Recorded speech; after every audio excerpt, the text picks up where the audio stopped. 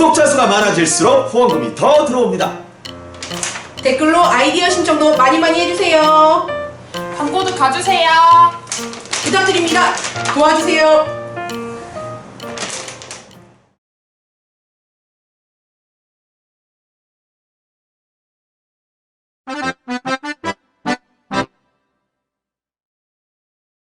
안녕하세요 여러분.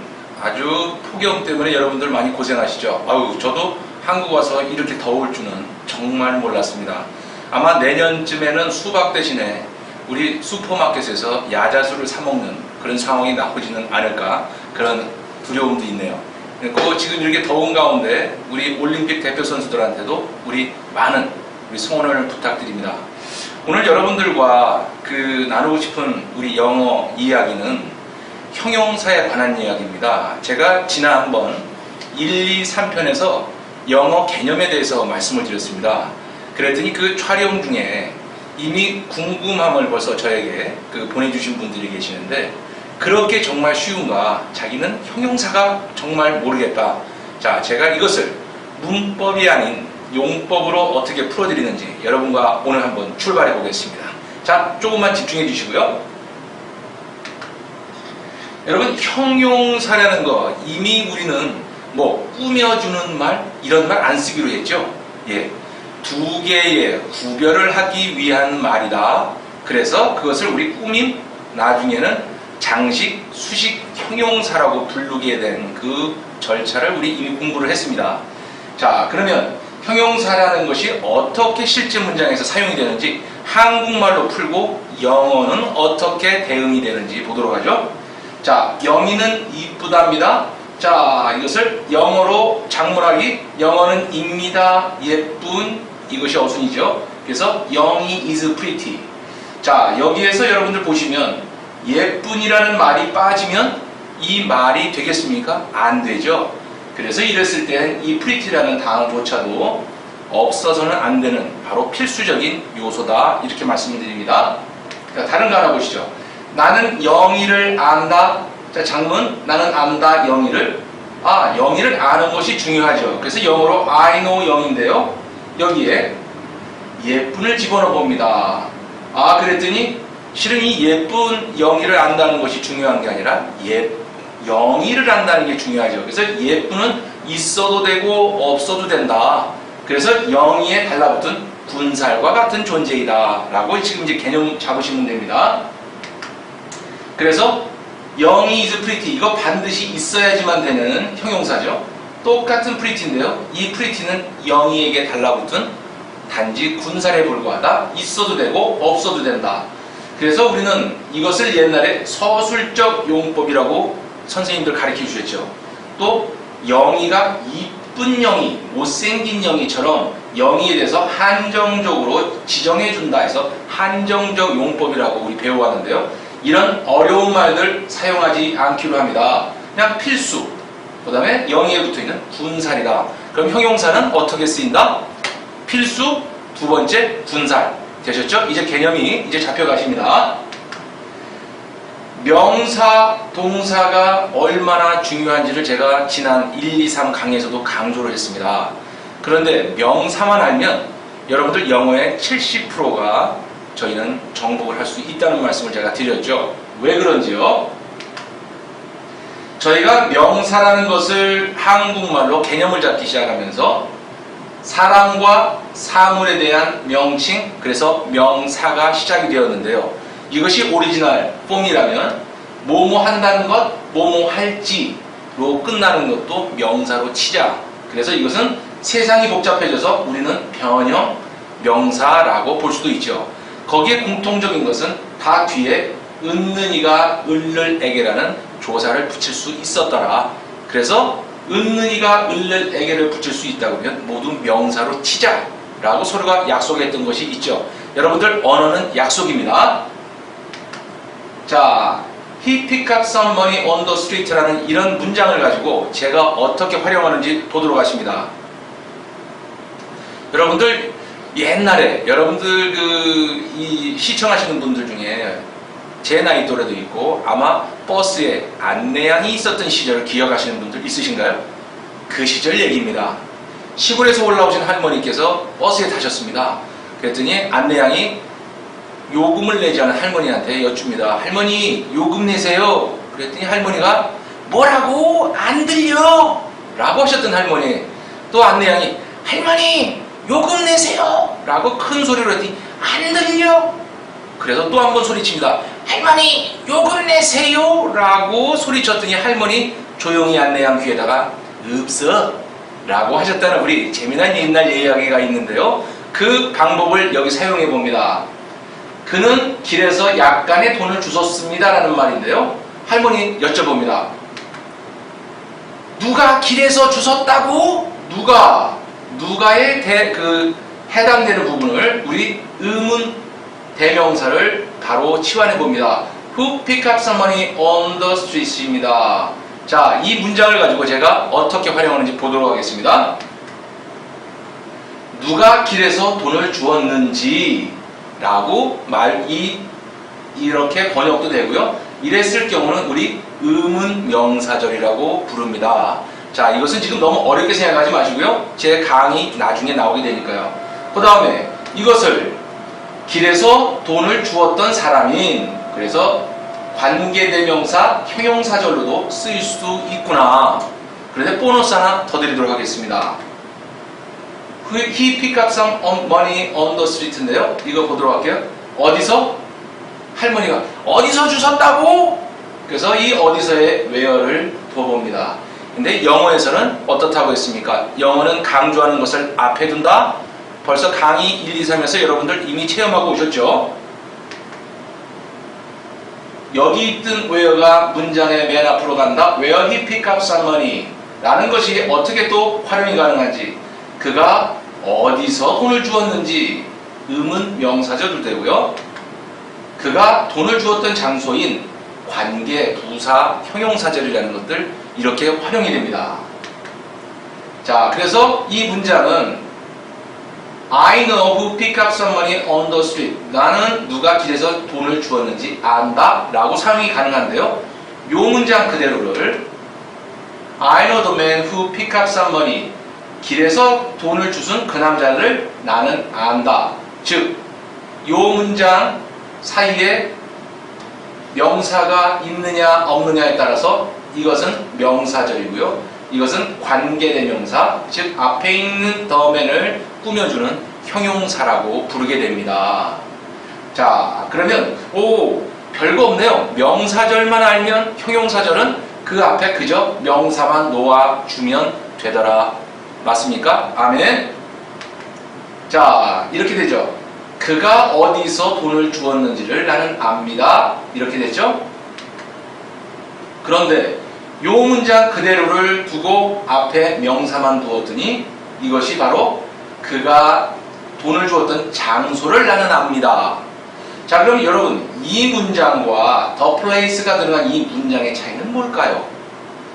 자, 여기서는 그저 어디서 주었는지 안다는 것과 이 앞에 명사를 둠으로 해서 나는 그 장소를 안다는 것을 강조하기 위해서 바로 이 문장을 명사절을 형용사절로 사용한 관계입니다. 여러분, 제가 지금 이번 강의는요, 너무 기초적이지 않고 중급 이상의 강의를 해달라고 하기 때문에 제 강의에 깊이를 조금 드리기 위한 강의입니다. 여러분 좀 어려우시더라도 따라오시면 나중에 다 풀리게 됩니다. 자, 누가 길에서 돈을 주었니? 자, 조금 전에 우리 배웠던 Who picked up some money on the street이라는 이 똑같은 문장을요, The man who picked up some money on the street, 이것이 바로 이건 우리가 관계대명사 형용사절로 사용이 되었다고 했죠. 근데 이것을 또 하나 의문문으로도 만들 수가 있습니다. 누가 길에서 돈을 주었다고? 의문문이 됐죠. 이렇게 명사절 하나 알았더니 명사절과 형용사절과 의문문까지도 만들 수가 있구나.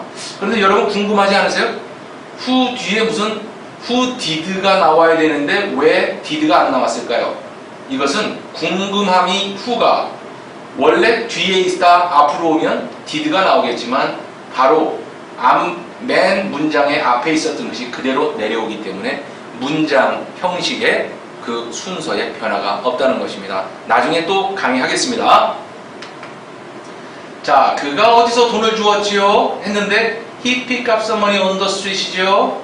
근데 어디서 주었니? 그래서 이 길 밑에 where라고 저희 궁금증을 표시해 놨습니다. 그래서 넘어가 봅니다.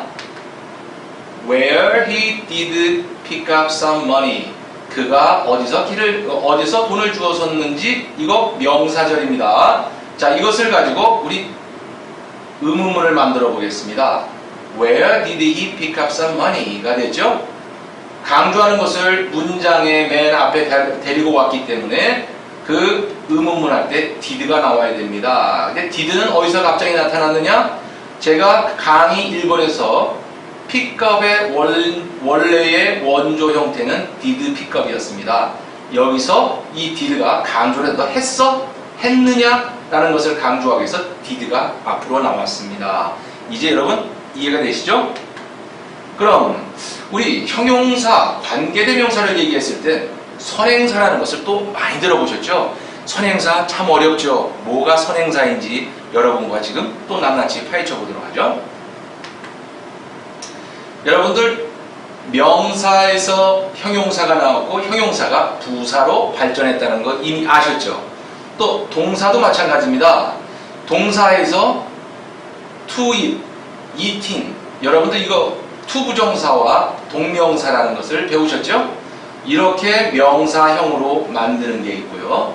그 동사가 이 명사가 된 것이 형용사로도 사용이 되고 to 부정사에서는 우리 부사로도 사용이 됩니다. 왜 여러분들은 to 부정사를 가지고 형용사, 부사로도 자꾸 쓰는지 정말 깝깝하셨죠? 또 화도 났고요. 근데 이러한 언어학적인 발전 단계를 밟기 위한 그런 모습들이었습니다. 그럼 자세히 한번 동사가 변하는 모습을 보도록 하겠습니다. 먹다, eat이라는 동사가 자, 먹는 것, to eat, 여러분이 배우셨던 to 부정사라고 하는 것, 동명사, 먹여진 것, 이것은 똑같은 건데 to be eaten은 수동태 부정사라고 얘기할 수 있겠죠? 이러한 것들이 형용사로 되면 먹을 수 있는 이 됐고 먹는 중인 먹여진처럼 어떤 시제를 품고 있는 형용사가 됩니다. 그리고 to 부정사만이 부사로 사용이 됩니다. 이제 to 부정사의 활용 방법들이 여러분 머릿속에 조금씩 자리를 잡아가는 걸로 제가 보입니다. 자, 다시 한번 정리하죠. 우리 명사라고 했던 것, 철수, 자동차, 사람, 사물, 것, 지로 끝나는 것은 다 명사죠. 왜? 조사를 붙일 수 있기 때문이라고 했는데요. 이 명사가 변화해서 형용사가 되는 모습을 보시도록 하겠습니다. 먹는다는 것을 만들면 나는 먹는다, 먹는다는 것. 아, 주어가 사라졌고 여기에 것에 해당되는 것이 to입니다. 그래서 to eat, 먹는 것 되셨죠? 그럼 to eat이 이것은 to 부정사의 명사적 용법이라고 배웠습니다. 그럼 이게 어떻게 형용사적 용법으로 되는지 보도록 하죠. 아, to eat 앞에 명사가 오니까 먹을 음식, 즉 앞으로 미래를 얘기하는 얘기가 됐죠. 그러면 여러분 조금 전에 배우셨던 우리 관계대명사 앞에 명사가 오면 앞에 것은 선행사라고 불렀는데요. 여기서도 이 더 푸시라는 게 선행사라고 부를 수 있지 않겠습니까? 선행사, 즉 앞에 있는 명사나 대명사입니다. 그러면 앞 명사, 대명사로 부르셔도 선행사와 똑같은 말이 되겠습니다. 다른 거 하나 보도록 하죠. 로펠러가 한 얘기입니다. 비결은 평범한 일을 비범하게 해내는 것이다. 이게 뭔 말일까요? 영어로 한번 보도록 하죠. The secret is, 그 비결은 입니다. To the common things, 그 일반적인 일을 하는 겁니다. 어떻게? Uncommonly well, 일반적이지 않게 잘 하는 겁니다 라는 뜻입니다. 그런데 이 비결은 무슨 비결일까요? 이럴 때 이것을 설명해 주기 위한 형용사, 자 보도록 하죠. 성공하는 비결입니다. 성공의 비결은, 자 여러분들 이제 요 to success라는 성공하는 것 앞에 명사가 왔더니 이것이 선행사라고 부를 수 있겠죠? 자, 그러면 관계 대명사라는 곳에서만 선행사가 있는 게 아니라 to 부정사에도 선행사가 있구나 라는 것을 이제 아셨을 겁니다. 자는 것, 나는 자다, 이제 주어가 사라집니다. 그래서 이 것에 해당되는 것이 뭐라고 했죠? 아까는 to, to였는데요. 머리가 있으면 꼬리도 있겠지요. 그래서 ing를 붙여서 자는 것이라고 만드는 경우가 있지요. 그래서 원래 동사가 명사가 됐다. 그래서 동명사라고 불리는 것입니다. 자, 근데 이것이 어떻게 활용이 되는지요? 이것이 변화가 돼서 그럼 진행형을 만들 때는 동명사를 사용해서 우리 진행형을 만들자. 근데 그 앞에는 비동사를 붙여보자. 그래서 여러분들 bingo, bingo 이렇게 불렀던 노래 생각나죠? 그래서 동명사에 비동사를 붙이면 진행하다 라고 탄생이 된 이유인데요. 그래서 형용사가 어떻게 됩니까? sleeping baby, 또 a baby sleeping 이렇게 두 가지로 표현이 가능합니다. 그런데 선생님 beautiful lady라고만 하면 되는데요. 왜 lady beautiful이라고 하나요? 자, 여기에서는 sleeping은 자고 있는 것을 강조하고 싶을 때 sleeping을 앞에 두고요.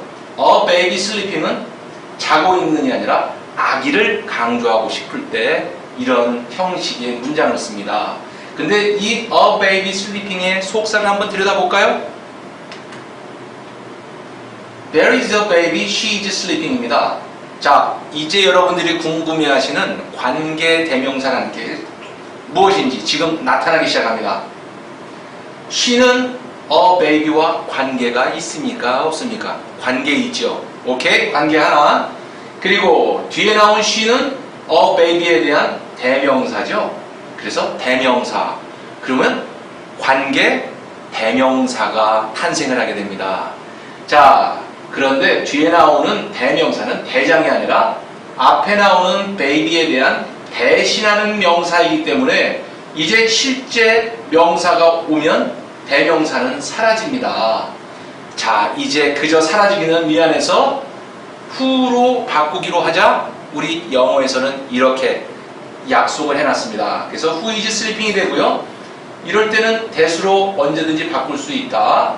근데 that과 비동사가 있으면 언제든지 사라진다. 그래서 마지막 여러분들이 보는 모습은 a baby sleeping, baby sleeping이 되었더라. 이제 관계대명사가 왜 형용사라고 부르는지 이제 뜻을 좀 아시겠죠? 하나 더 해볼까요? 자, 썩는 것 이렇게 됩니다. 그것은 음식을 썩게 한다는 이에서 eat root, 풋인데요.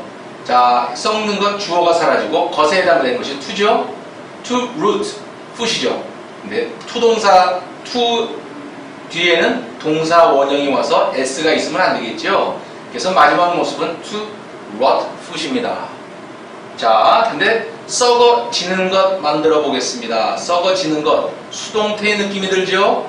그래서 뒤에 나온 food이 주어가 돼서 food is rotten입니다. 거기에 해당되는 것에 to죠. to is rotten이 돼야 되는데, 자, to 뒤에는 비동사 원형 B가 와야 되기 때문에 to be rotten이 되었습니다. 자, 이거 가지고 활용해 봅니다. 그래서 이 rotten을 우리 그럼 수동태는 어떻게 쓴다? 그 앞에 비동사를 사용해서 B 플러스 PP라는 것이 태어나게 된 원인이 됩니다.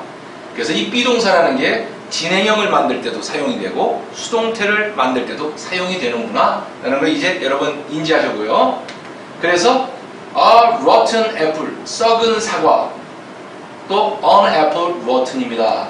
왜 rotten이 앞에 나왔을까요? 썩은 것을 강조할 때 이런 형태로 사용하고요. 또 썩은 것이 중요한 게 아니라 애플을 강조하고 싶을 때 이런 형태인데요. 이 형태의 속사는 뭘까요? 자, an apple과 it is은 이것은 명사, 애플을 대신하는 대명사죠. 자, 그러면 관계가 있죠. 근데 it은 F에 대한 대명사, 관계 대명사. 자, 이것은 언제든지 이제 명사가 나타났으니 대신하는 명사는 사라지고 W로 시작하는 걸로 바꾸도록 하자. 우리 약속했다는 거 아시죠? 이것을 언제든지 대수로 치환된다. 관계대명사와 이 be는 언제든지 사라진다. 자, 마지막 여러분들이 보시는 모습은 an apple rotten이 마지막 모습으로 태어났다. 이제 여러분 선생님들과 거의 같은 수준의 해석을 여러분들은 하실 수 있습니다. 자, 이것은 윈스턴 처칠이 하신 말씀이에요. 극복된 난관은 손에 넣은 기회다 라는 좀 어색한 표현이긴 한데요, 제가 한 거 아닙니다. 자, 어려움은 기회들입니다 라는 말을 기초로 해서 마스터, 태권도 마스터 그러면 관장님, 사범님, 즉 거기에 아주 완전히 마스터한 능수능란함을 얘기하는 거죠. 그리고 그 opportunity는 이미 이겨진 것입니다. 그래서 원래 요 문장을 보시면 여러분 머릿속에 바로 앞에는 which are가 사라졌고 이 opportunity which are가 사라졌다고 바로 판단하실 수 있는 능력을 기르셔야 됩니다. 자, 그래서 여러분들이 마지막 보셨던 것이 극복되어진으로 번역이 되었구나. 여기는 이미 이겨진, 이겼으니까 손에 잡혔다, 이렇게 의역한 것으로 저는 사료가 됩니다. 자, 그래서 여러분들이 만약에 the machine to use in the factory나 using, use 이렇게 명사 뒤에 to, ing, ed가 나오면 이제는 거침없는 하이킥, 사용할 기계, 사용 중인 기계, 사용되어진 기계로 바로 이렇게 시제가 미래 또 진행, 이것은 이미 완료 시제가 담겨 있다라고 생각하시면서 번역하셔도 아무런 관계가 없습니다. 자, 그러면 우리 관계대명사를 이제 자유자재로 사용하는 방법 여러분들과 한번 다시 연습해 볼게요. 자, 그가 나에게 전화했습니다. 그때 할머니, 누가 나에게 전화했다고? 그래서 저희는 이것을 두 가지로 활용합니다. 하나는 누가 나에게 전화했는지 명사, 문장, 나에게 전화했던 사람인 것처럼 해서 관계 대명사 두 가지로 활용해 봅니다. The person is my father니까 이 문장을 가지고 바로 어떤 명사에 두느냐에 따라서 얘기가 완전히 달라지겠죠. 나에게 전화했던 사람은 내 아버지시고요. 우리 아버지가 나에게 전화했던 그 사람입니다. 완전히 의미가 달라지겠죠. 자, 어떤 명사 뒤에 오느냐에 따라서 이제 강조하는 사람이 달라집니다. 또 하나 한번 해볼까요? I call him. 내가 누구에게 전화했다고? 할머니 또 물어보시죠? 자, 강조하는 것은 문장의 맨 앞으로 갑니다. 그래서 who I called. 자, 두 가지로 활용. 내가 누구에게 전화했는지 명사. 자, 내가 전화했던 사람인 형용사, 관계대명사죠. 자, 이거 똑같이 the person 뒤에 이것을 붙여놨더니 내가 전화했던 그 사람이고요. 이것은 그 사람은 내가 전화했는데 내 아버지이십니다 라고 하는 의미가 달라지는 문장이 됩니다. 자, 이거 실전 문장에서 여러분들 이렇게 긴 문장들을 보실 때가 있어요. 그러면 저는 이미 이런 문장을 보면 벌써 오형식이 어떤 건지를 알기 때문에 다 잘라져 있죠. 자, 이 British Airways employee asked 이렇게 보면 저는 요 뒤에 나온 문장이 뭔지를 보면 이것은 원래 문장은 오형식이었다는 것을 바로 눈에 띄게 됩니다. 여러분들과 함께 오형식도 여행을 할 겁니다. 지금은 아무런 생각 없이 따라오시면 됩니다. 자, 이 얘기는 뭐냐면 영국 그 항공에서 일하는 그 employee, 고용인은 그녀의 목에서 십자가를 띠고 일할 것을 요구받아줬고요. 그것을 이 직원은 그 criminal discrimination case, 즉 이것은 차별주의 케이스를 European Court Human Rights, 즉 인권위원회에 가서 이겼습니다라는 뜻입니다. 자, 어떻게 볼까요? 첫 번째는 원래 주어가 뭐냐면 브리티시 항공사는요, 브리티시의 그 고용인한테 요구를 했습니다. 그녀의 그 십자가 목걸이를 제거하라는 것을 요구하였다. 이것이 원래의 문장인데요. 이것이 여러분들이 생각하기에는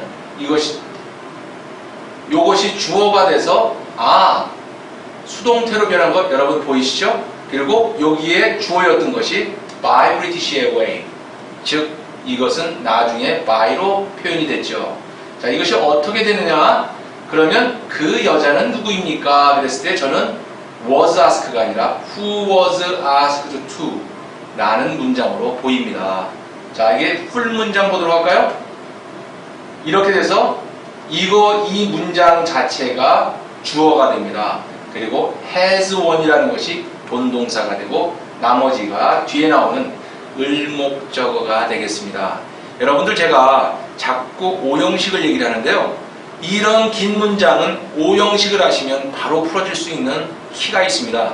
여러분들 이제 이 강의를 들으시고 또 궁금하신 점이 있으시면 거침없는 하이킥 언제든지 저한테 이메일로 문의를 주시면 다음 강의에 반영하도록 하겠습니다.